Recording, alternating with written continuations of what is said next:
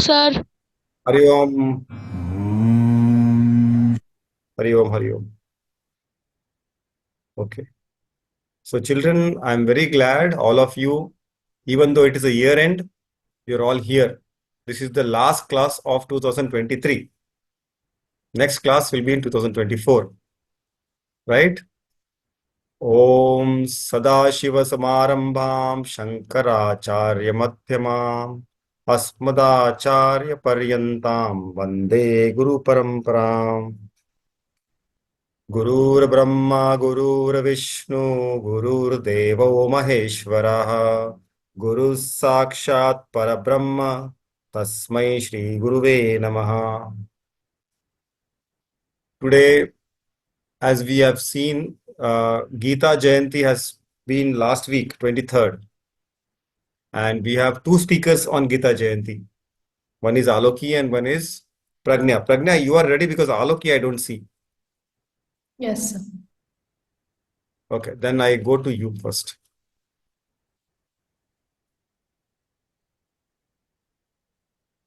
Yeah, this is yours.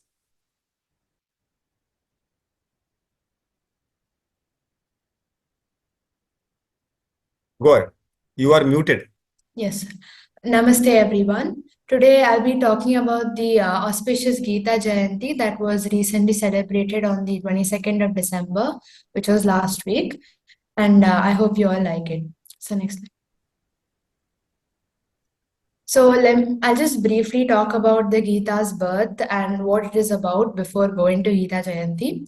So the Gita Upadesham took place just as the battle was about to the Kurukshetra battle was about to start, and Arjuna asked Sri Krishna, because he was his charioteer. Arjuna asked him to ride the chariot to the middle of the battlefield to look more closely at who he was fighting. So there he saw his relatives like Bhishma Pitama, Dronacharya, etc. And because of this, he was left in a very huge dilemma about fighting them. Then he went to Krishna, his teacher, his friend, his everything, and then he asked him for help. So the conversation that went forth after this is basically when Krishna gave his advice, the messages, and all the teachings to Arjuna in the form of the Bhagavad Gita. So it is also mentioned that when Sri Krishna was giving the knowledge of the Gita to Partha, the whole Gyan, which was narrated by Sanjay to Dhritarashtra, because he was given the Divya Drishti by Sri Krishna. So let's just see this small comic that I put up here. So arise, Arjuna. Krishna says, "Arise, Arjuna. You're a warrior. Your duty as a warrior is to do battle for a righteous cause." Viewing alike victory and defeat, gain and loss, happiness and misery, get ready for the battle. Whatever you do it as an offering to me. Whoever does what ought to be done without thought for the fruit of that action is the man of true renunciation. He is the true yogi. He is the enlightened one. Therefore, arise and fight in the spirit of a yogi. Your duty calls you. So, in this way, Krishna keeps motivating Arjuna to go fight in that, because that is his dharma. So next slide. So what is the Bhagavad Gita? For the new participants, just a simple recap. So Bhagavad Gita, also known as the Song of the God, it is a part of the epic Mahabharata. So this is divided in this text is divided into 18 chapters, and it has 700 verses or shlokas. It's also divided into three divisions or shatakam. Shata means six. So the six chapters in each division. On the left side, you can see I have made this small chart. So we have the Parama Shatakam, which is the first to six chapters. Then we have Madhyama Shatakam, which is 6 to 12 chapters. And we have Charama, or the last Shatakam, which is 12 to 18 chapters. So Bhagavad Gita was written by Maharishi Vedavyasa, and the contents of this scripture discusses different parts of jnana, karma, bhakti, and ultimately to moksha, which is the liberation of the soul. So next slide. So coming to Gita Jayanti, it is also known as the Moksha Ekadashi or the Matsya Ekadashi. It marks the day that the Bhagavad Gita Upadesham, or the dialogue, occurred between Arjuna and Krishna on the battlefield of Kurukshetra. It is the 5160th anniversary of the sacred Gita. And it is celebrated on the 11th day of the lunar month Margashira. You can see in the picture. Margashira also represents a Devi. So this takes place. Margashira month is between December to January, and this year we celebrated on December 22nd. So next slide. Then let's talk about the celebrations. So numerous stalls are set up around the Brahma Sarovara in the Kurukshetra city where the Upadesham took place. And pilgrims take 48 kilometers of parikrama of Kurukshetra. So they walk 48 kilometers of the city or the place. And then reading Gita starts with the Gita Dhyana, the Dhyana shloka that we chant. And then on this day of Gita Jayanti, people worship, of course, Sri Krishna Paramatma, Maharishi Vedavyasa, and the Bhagavad Gita text. The devotees also perform or take part in a fast. And the people you can see in the first picture on to the left, they take part in numerous plays, skits to mainly show children and the general public about the Bhagavad Gita and increase their interest in reading the sacred text. Then many yogis and learned saints or people give speech and explain the depth of the shlokas, which when you read at once, maybe a common man couldn't understand. And there's many booklets containing the essence of the Gita or the Bhagavad Gita itself, which is distributed to the public. So next slide. So a few things to remember is, so when we will be learning, this message will be inculcated in almost all the chapters that we learn. So with a pious heart and utmost bhakti, so no, we should not waver in the bhakti, and to build to the utmost bhakti, we have steps for that as well. So when with each step of the bhakti, we should remain pure, and with a pious heart, we have to acknowledge the Srimad Bhagavad Gita and also imagine and worship Sri Krishna within us. So whenever necessary, we have to implement the particular shlokas that we find applicable to our life to actually imbibe their essence. So this essence helps in solving numerous problems of our life. So in this picture, I've put up at the second picture. It shows they've taken the chariot of Arjuna and Krishna, and they have given the significance of some of the things. So we have the bow and arrow of Arjuna is the body and internal breath or the pranayama, and then the charioteer, which is Krishna, is the third eye or the kutastha, and then we have the reins, it is attached to the horses, that is known as the Ida, Pingala, and Sushumana, which is the mind and senses. And then the passenger, which is Arjuna, it is the great essence that we possess after learning the Bhagavad Gita. And then the whole Mahabharata war is the Yoga Karna Sukhaushalam, which is the sadhana that we do. So next slide. So to conclude, basically we need to remember the words of the Gita and mainly implement them in our life, in our routine to understand its importance, and you can actually see how much of a great effect it applies on to you. So these teachings help the individuals and their families to lead a prosperous and courageous life that brings great benefits. In fact, there are even some politicians who have taken the example of the Bhagavad Gita and Krishna's teachings and applied it into running the country, which has, and I believe Shri Narendra Modi ji, our Prime Minister, also follows the teachings of the Bhagavad Gita. So let's all have another wonderful and bhakti-filled year of learning and imbibing the values of the Srimad Bhagavad Gita. Before I end, I would like to tell these two shlokas. Om Namah Bhagavate Vasudevaya. Narayanam Namaskritya Naram Chaiva Narottamam Devim Saraswatim Vyasam Tato Jayam Udirayet. Dhanyavadam and Hariom, and wishing you a happy belated Gita Jayanti. Excellent. Very nicely you explained about the importance of Gita. Gita Jayanti. And as you correctly pointed out, we have to imbibe from what we learn. And children, one such example is, as she said, Prime Minister Narendra Modi. He every day gets up 4 o'clock, exercises, and you know how much time he sleeps? Only 4 hours. 4 hours. Six, how many hours are there in the day? 24 hours. So 20 hours he works. And that's why our country is going in a correct direction and it will become one of the superpower. Same one, another example is of Dhoni. Do you know Dhoni? Have you remember Dhoni? Sir, Dhoni cricket player. Yes. He's from So Sir, he's from Gujarat, but he's working for Chennai. he also follows Bhagavad Gita teaching that you leave everything to Lord and do your work. Madhav, you are, yeah. So he says, he also believes that if you do your work sincerely, without thinking the results, you do your work, what is your work now is to study hard. Or if you have taken some assignment, do that assignment well. Do not think about the results. And that's why one of the most successful captain in cricket even today is Dhoni. He got all the ICC World Cups to India.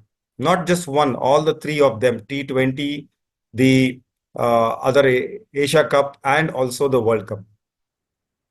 So if Aloki has joined, we can ask her also to explain about Bhagavad Gita, the Yes. Gita Jayanti importance. Aloki, Sir, we can Dhoni hear is you. not working now. What is that? Dhoni is not working now because He's he retired. is retired. Yeah, he's retired. But you have to understand his philosophy is from Bhagavad Gita. That you understood, Anvit?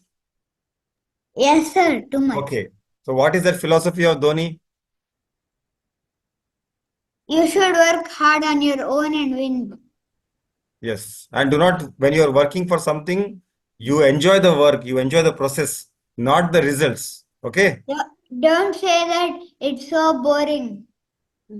Okay. I'm getting tired. Yeah. Can I give They say, another example, Uncle? yeah, please go ahead. Novak Djokovic, he is a tennis player who has won more than 20 Grand Slams. I think in social media it was told that he also reads the Bhagavad Gita. Yes. So see how important is that though, and you people, you are doing it from every last at least 3.5 years, you are doing every week. And I think Aditi is also doing 2 times in a week, 2 or 3 times in a week. So you imagine what you will achieve. If he has achieved 20 cups, Dhoni has achieved 3 cups, you will achieve many, many more cups in your life. But the process of doing it, you should enjoy. Aloki, you are there. You can start your presentation. Yes. Hari Om. Today I'm going to talk on the importance of Gita Jayanti. So, why is Gita Jayanti celebrated? The Gita Jayanti is not just a celebration, it is more than that. It serves as a reminder of the timeless teachings of Lord Krishna.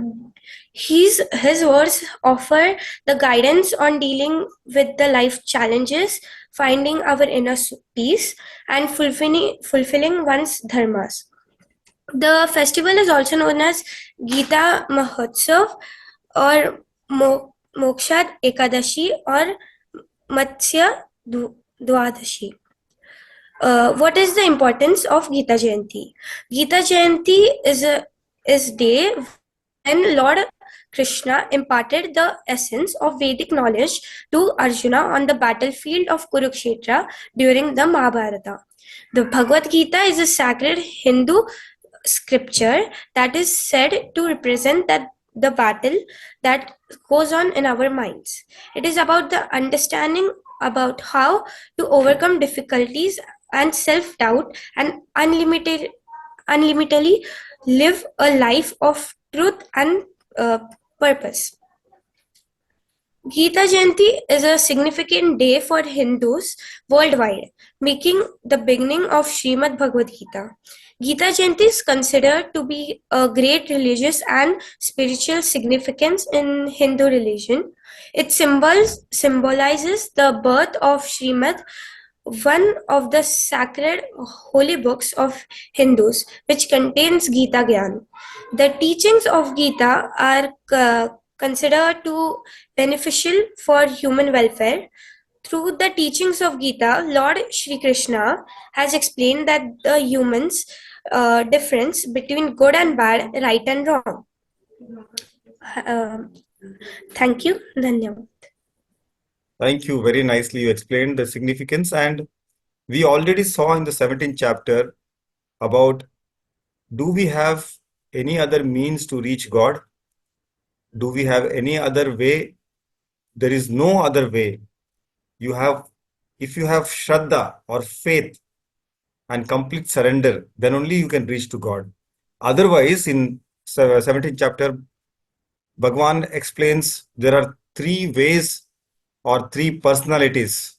And according to that, the worship, ahaara, tapas, dhanam, everything will be differentiated.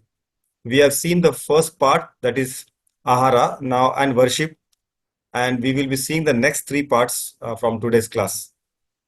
But before that, as Aloki also pointed out, that it gives us how to live our life, how to lead our life rather than just living our life. So we have seen many games comes with some manuals. So when you know the way to assemble the games, then you can make beautiful structures. Like in this photo, there is a small car. Only when you know where to put the dots and where to put the screws, that manual you have to read, isn't it? Children, the same way, as you're all growing up, the most important part while you grow up is to know how to grow up, isn't it? A plant, an animal, any other thing doesn't require to know how to grow, because they have in themselves a coding which they grow. They don't use their brain as much as we use. So this is an important take home message from today's class or from Bhagavad Gita, that Bhagavad Gita is your manual to grow well, to grow the fullest potential.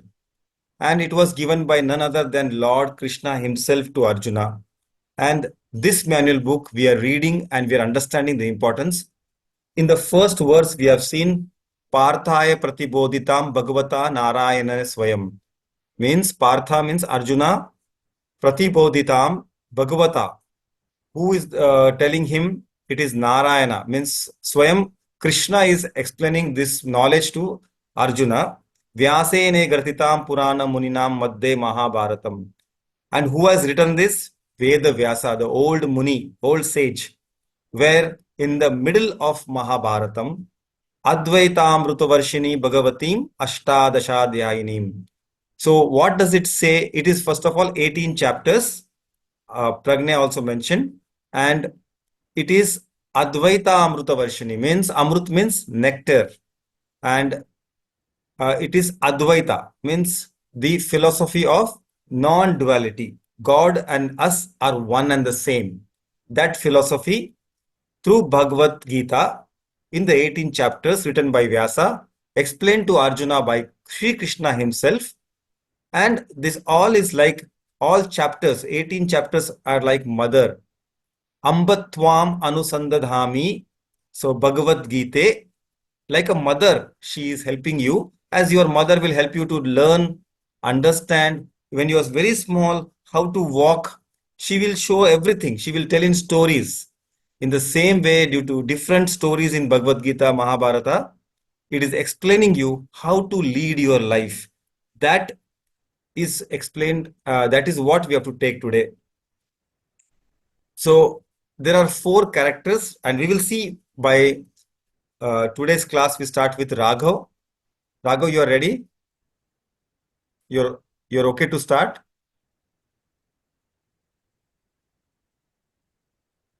Raghav, you're muted. Hello, Raghav. Yes, sir. Yeah, go ahead, Raghav. We will chant after you. Yes, sir, yes. Um, Namaskaram, everyone. So today I will be explaining verse 17.8. Thank you, Sachin sir, for giving me this opportunity. Ayu Sattvabalarogya Ayu Sattvabala Arogya Arogya Arogya Sukha Preeti Vivardhanah Sukha Preeti Sukhapri Vivardhana Vivardhana Rasya Snegandha Sthira Hridya Rasya Rasya Snigdha Snigdha Stiraridya Ara Satvika Priyaः Ahara Ahara Satvika Satvika Priya Priyaha.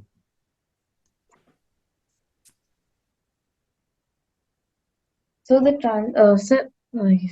So the translation of this enlightening verse is that persons in the mode of goodness prefer foods that promote lifespan and increase virtue, strength, health, happiness, and satisfaction.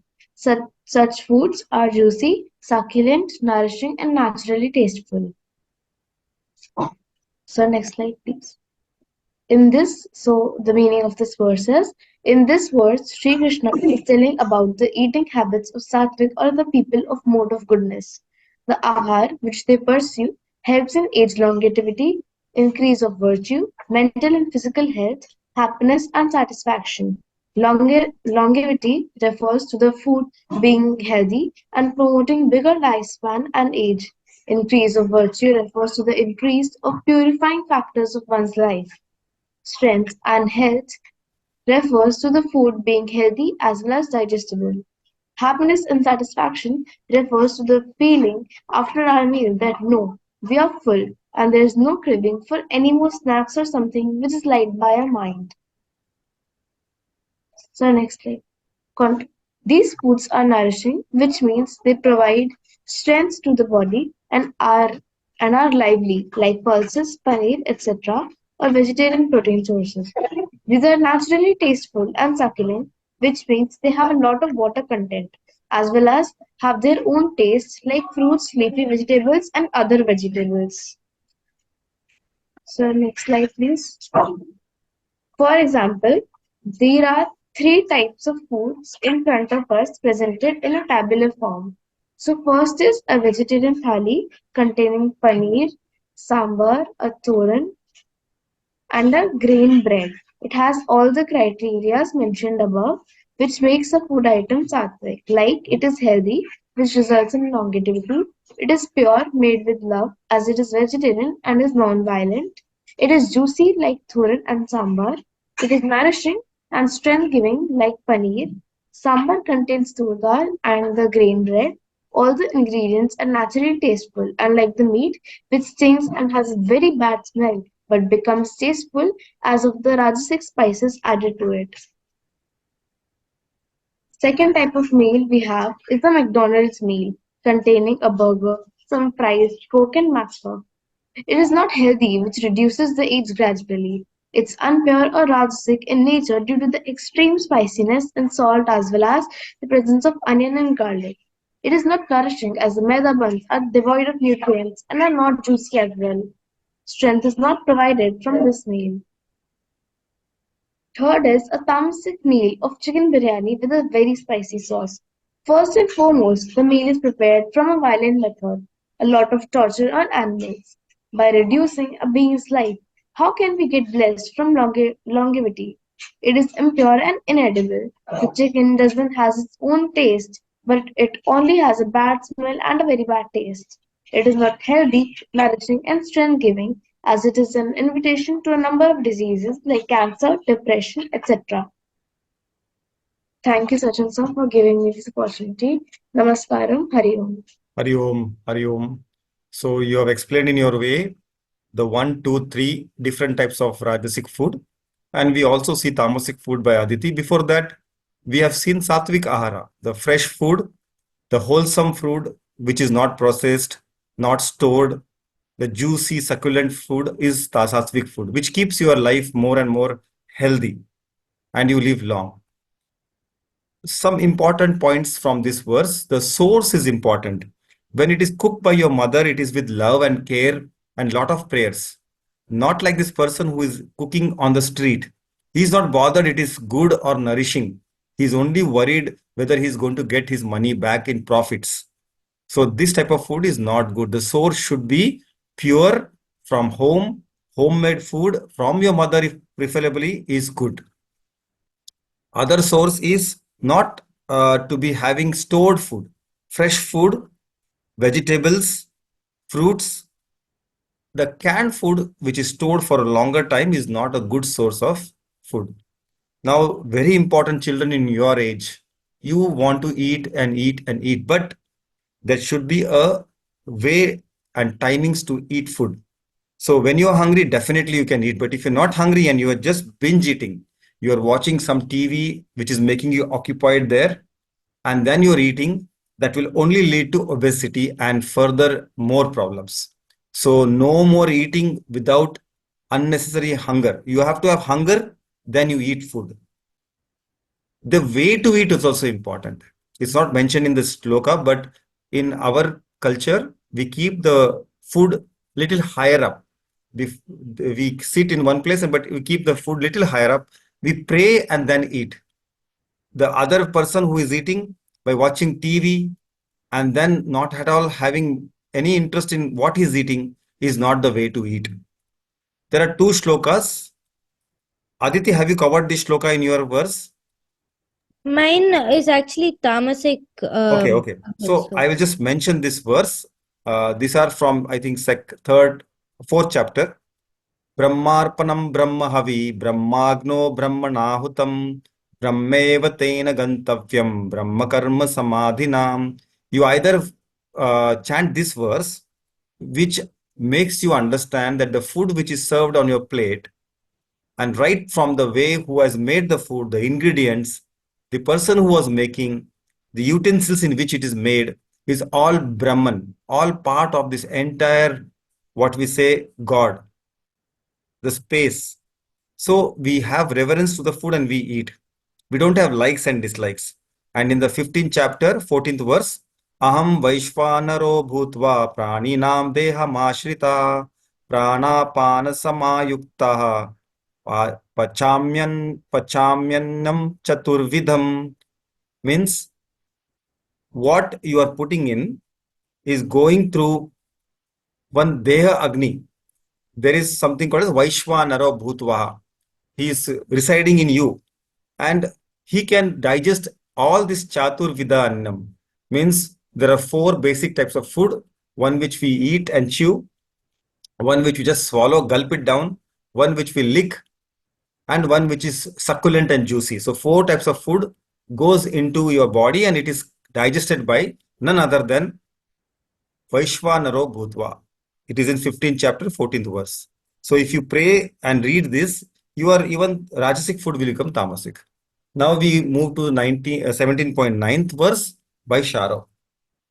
Sharo, go ahead. Okay, sir. Katvam lalavanatyushna tikshna rukshna veda. No, Sharo. Let us also chant with you. Okay, sir. Katvam lalavanatyushna Katvam Lalavanatyushna tikshna ruksha vidahinaha Tikshna Ruksha Vidahinaha ahaara rajasasyeshta Ahaara Rajasasheshta dukkha shokamaya pradaha Dukkha Shokhamaya Pradaha.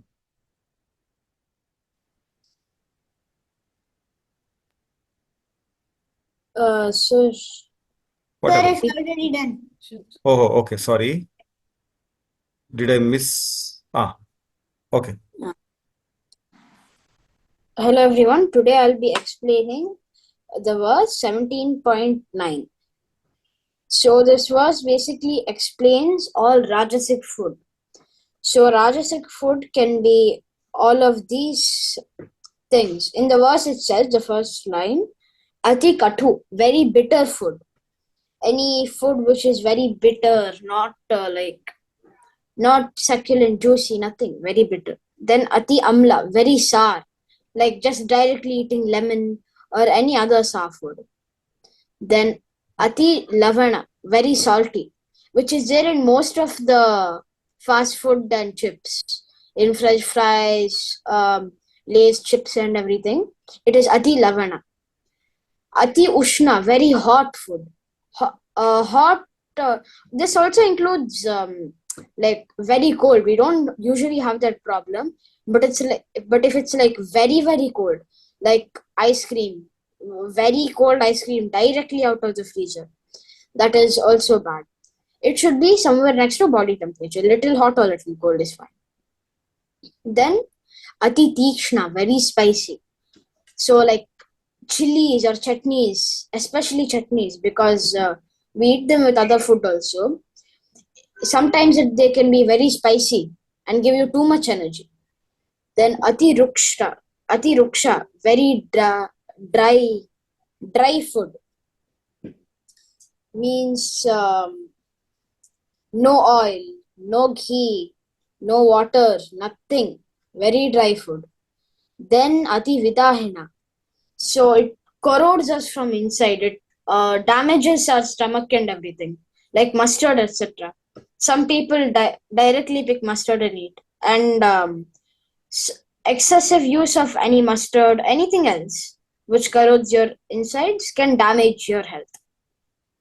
So these foods, they're liked by Rajasic people. Rajasic people love these foods. So yeah, this food, it has its disadvantages and advantages.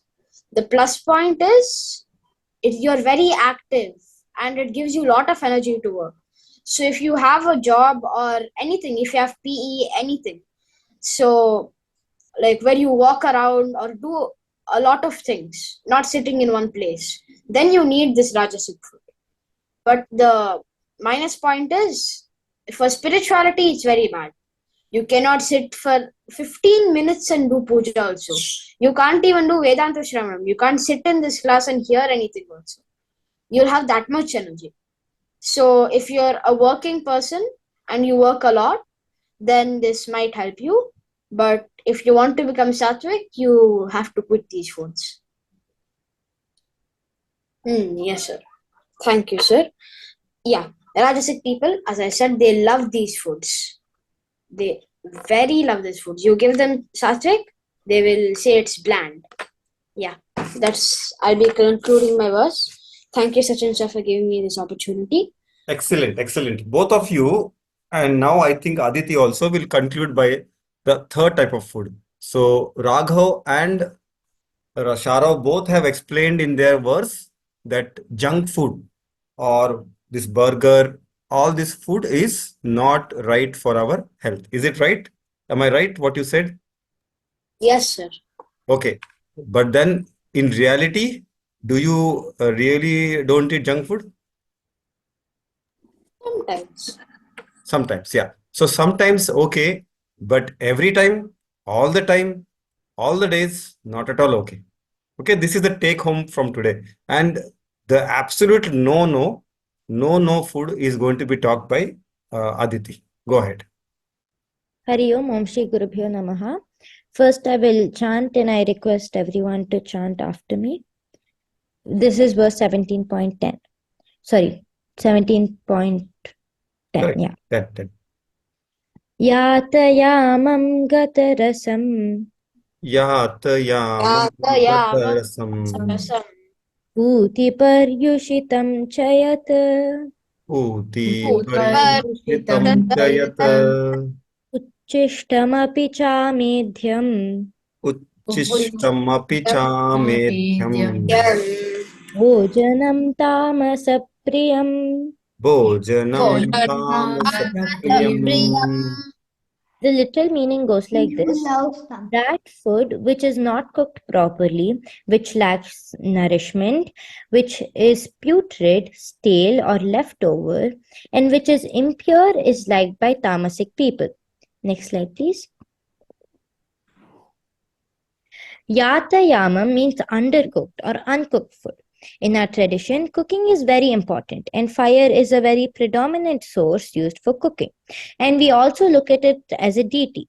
It not only removes bacteria and etc. It is supposed to remove physical and even spiritual toxins too. So therefore, cooking properly is very essential. Next slide. Gatarasam. It means overcooking or rotten. Overcooking is bad. It results in removal of nutrients present in the food, which provides a happy and healthy life. Next slide, please. Puti. It means bad or foul smell. This happens when food is left uneaten for a long period of time or uncovered. When bad odor is released from food, it is a signal that it is time to throw that food as it is not healthy and cannot be offered to God. Next slide. Paryushitam. It means the food that is kept overnight or inside the fridge or anything which is left overnight. Nowadays, people are very busy. They don't have time to cook 3 meals every day. So they cook one meal and eat and store it in the fridge, and they eat the same thing again and again. Few people cook once in 2 or 3 days, and this is extremely bad and tamasic. Next slide, please. Uchishtam. It means leftovers.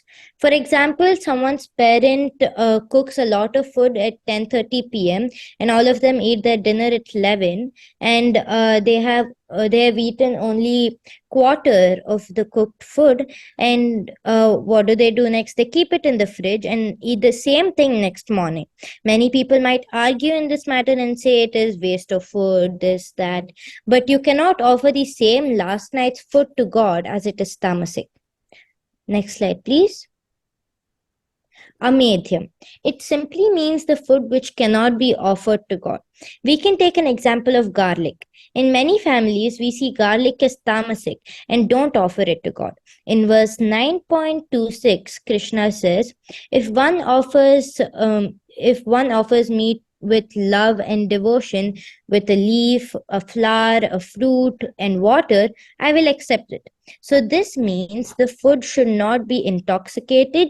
It should not be made of onion or garlic. It should not have meat or egg or any tamasic food for that matter. And lastly, bhojanam tamasa priyam. Those sorts of food are very dear to tamasic people, and people who consume this are tamasic in nature. Hari Om, thank you. Excellent, excellent. All three of you. So beautifully you have brought out the essence of the teaching in Bhagavad Gita, chapter 17, about aharam. Children, please take home this message that when the food is not cooked properly, not got from the proper source, and which you cannot offer to the Lord, then that food is not going to be sattvic. It will come in the category of rajasic, or even worse, it can come into the category of tamasic. So if you can understand these varieties of food, the concept is clear, then you are going to be sattvic ahara, and it will be very beneficial for you in your entire life's progress. So I think today, because of lack of time, I will directly go to the story part by Anvit. Anvit, you can tell the story of Hari Om, Kumbhakarna. everyone. I'm Anvit Ramchandra Bhatt. I'm going to say the story of Kumbhakarna. Next slide, sir. Kumbhakarna was a powerful Rakshasa and a younger brother of Ravana in Indian history, and the epic and Hindu epic Ramayana, who lived 7,000 years ago on the earth. Tell the story. He was the powerful demon. He was the younger brother of Ravana.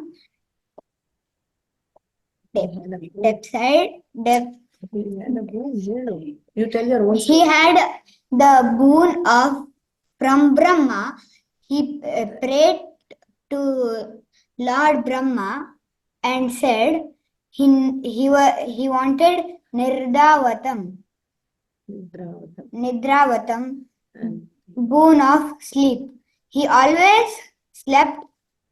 He took a boon of always sleeping in 6 months and waking up one time after eating food. what happened then next? Kumbhakarna was a proti No, you don't read. You're not supposed to. portier. No, you don't read. This is the photos of Kumbhakarna. And you tell the story now. Every day he would eat and sleep. Mhm. One day there was a war with Ravana and Lord Rama. So Vibhishana ordered all his armies to wake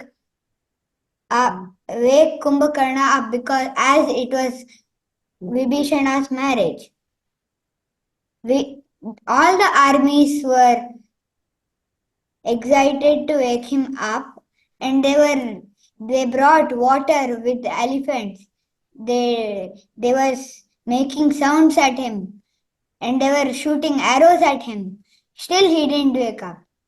After 1 year, after like 1 month, it was the war of Ravana and Rama. So Ravana told his army to wake up Kumbhakarna. So they all started waking him up, but he didn't wake up. They tried everything they did. Then one army said, "Let's make food and keep near him." So they kept delicious food near him, and the aroma of the food made him wake up. And so he woke up.